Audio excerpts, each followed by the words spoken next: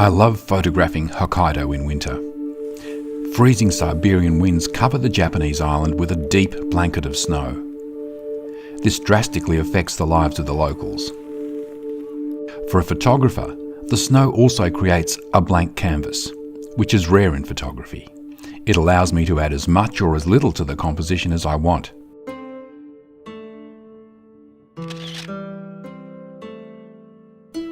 It's possible to even reduce the image to something resembling a minimalist Japanese ink painting.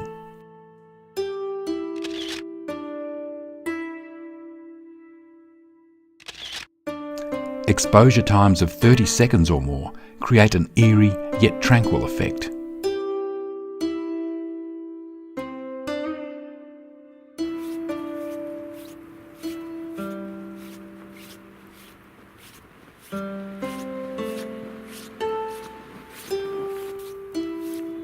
There are a lot of artificial breakwaters on the coast of Hokkaido. Covered in snow, they take on a graphical, abstract quality, which I love.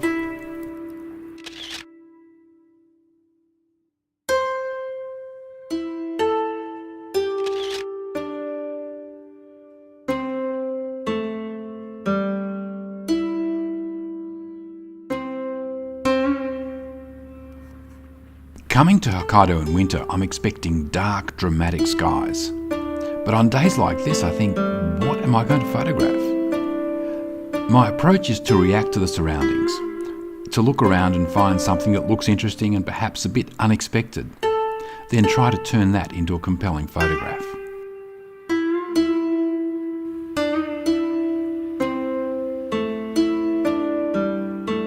In this little fishing port, I saw this line of immense concrete blocks which fascinated me. I walked around them to try and find an angle to photograph them.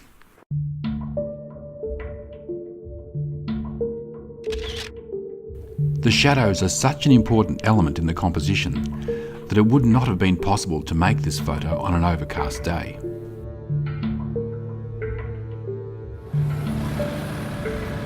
The winters here are so severe that they drastically affect everybody's lives.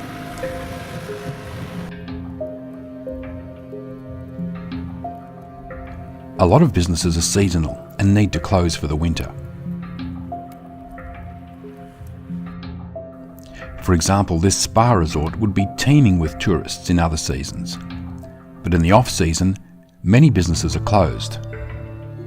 I spotted these hire boats, and I was drawn to the elegant swan boats, hibernating, just waiting for the spring. To me, this is a metaphor for what happens to much of Hokkaido in winter.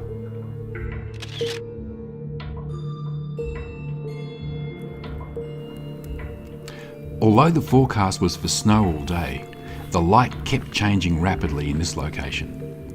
At one point, a sliver of sunlight pierced the clouds to illuminate the lighthouse. The moment lasted for less than a minute, and then it was gone.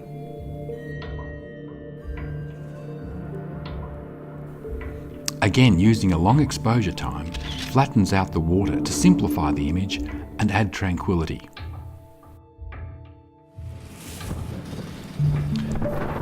While in Monbetsu, Hokkaido was hit with the biggest storm of the season.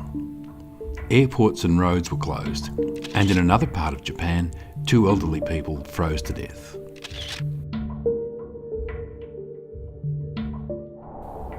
Photographing in these conditions you could call extreme street photography.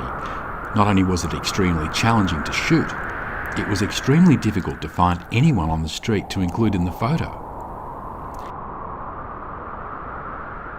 Clearly, only those people that really needed to be outside were. So when I did find a subject, I tried to make the most of the situation by taking as many frames as I could. I saw this woman walking towards me and thought, what is that dog carrying? And then I saw the gloves. This desolate scene is almost a blank canvas, with just a couple of touches of colour.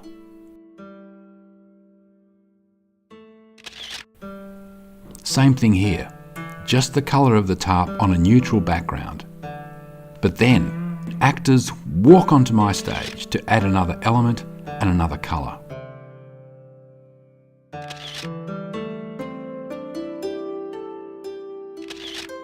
What I discovered photographing the people of Hokkaido as they tried to cope with extreme weather conditions, that even though there was a cultural and language barrier between us, the situations and stories in these photos say more about what we have in common than what we don't.